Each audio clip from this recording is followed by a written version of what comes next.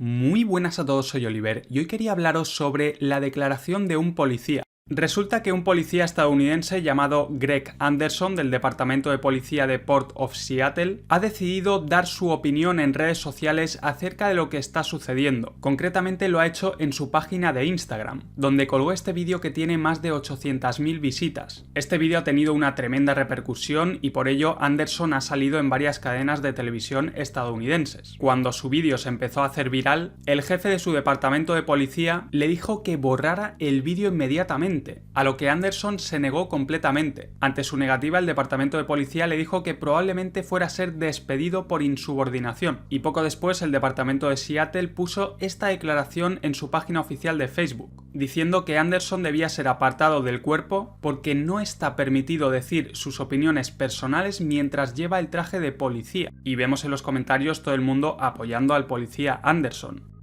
Como siempre os traigo mis propios subtítulos, que son los más fieles al vídeo original, así que vamos a ver lo que dice este policía. You know, as a police officer, I'm compelled to make this video.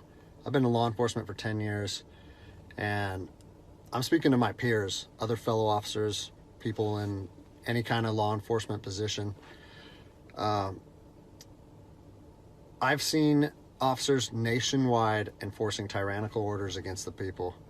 And I'm hoping it's the minority of officers, but I'm not sure anymore, because every time I turn on the television, every time I look to the internet, I'm seeing people arrested or cited for going to church, for traveling on the roadways, for going surfing, opening their businesses, going to the park with their families, or doing nails out of their own house, using their own house as a place of business.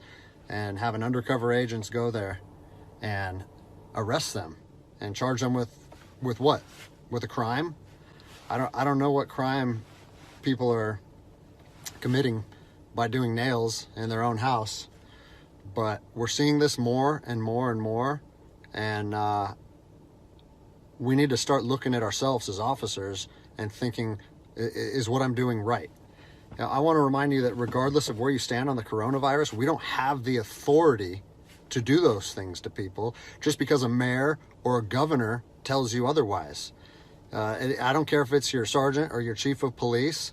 We don't get to violate people's constitutional rights because somebody in our chain of command tells us otherwise. It's not how this country works.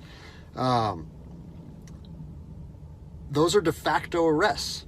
You know, we're violating people's rights and taking money from them, or even worse, arresting them and depriving them of their freedom when they are exercising their constitutional rights. Let's read something right here off of the Declaration of Independence. All men are created equal.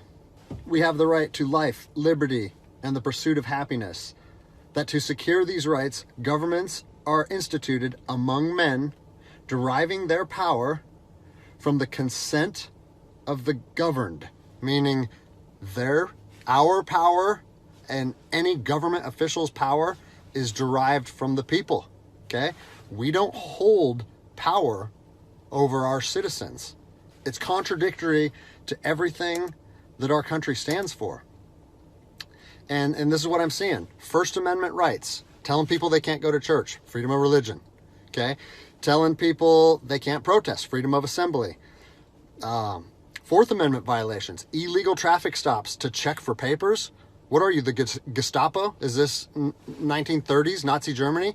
You don't get to stop people unless you have reasonable suspicion or probable cause that they have committed a crime. And I know people that have personally been stopped saying, we want to see papers showing that you're essential. David 2, copy a phone call. That is not how our job works, okay? What really has been pissing me off lately is the fact that these officers that are going out here and enforcing these tyrannical orders, what they're doing is they're putting my job and my safety at risk. Because what you're doing is you're widening the gap between public trust and law enforcement officers. And the thing that I want you guys to realize is that our power that we hold as law enforcement officers, it's nothing more than a facade. It's a badge and a gun. You don't realize, if you haven't lived in anarchy, if you haven't seen combat, things can be stripped from people in a heartbeat. And that's what I'm afraid of. I'm afraid that these actions are going to wake a sleeping giant, i.e. the American people, okay? They are going to be put in a position where they won't have their rights trampled anymore. And us as law enforcement officers, we'll have our ability to enforce the law stripped from us in about 10 minutes, okay? I think what is going to happen if this continues is we're going to see bloodshed in the streets, okay? I don't want to see bloodshed in the streets on either side of this coin. I don't want to see fellow officers get injured or killed, and I certainly don't want to see citizens get injured or killed. And I promise you, most of you out there doing these tyrannical acts against our citizens, you're not ready for combat. You're not mentally or physically ready for combat in the first place. I promise you, you don't want to go through that, and I hope I never have to go through that again. You know, you don't get to just say, well, I'm doing this because I was told to do so, or I'm following orders, or I need to keep this job.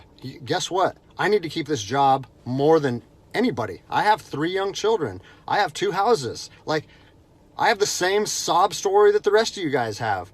But my personal choices and my living arrangements, no matter what they are, don't allow me to trample on people's rights. Listen, you need to stand up for what's right.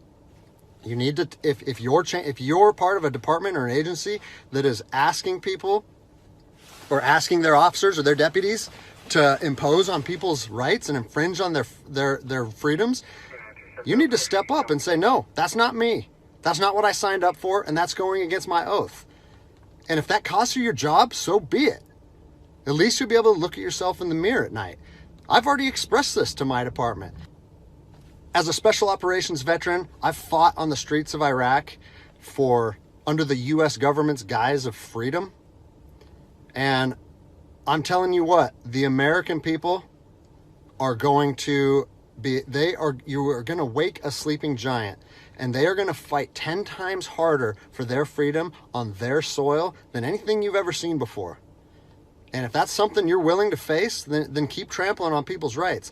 But I promise you, the American spirit of defiance is going to rise again, and it's going to be a big problem for our country. So I'll leave you with this, something that I learned as an E-nothing in the Army. No matter what situation you're put in, if you look inside yourself and ask yourself one question, am I doing the right thing? You ask yourself that, you know the answer. And no amount of money or no order or law or anything should be able to make you go against doing the right thing. So I'm imploring officers to look inside themselves and ask themselves, is this what I want to be doing to my citizens? And I think the answer is clear. And if we all stand up together, guess what? It'll be a non-issue, no factor, because people and law enforcement will be united like we should be.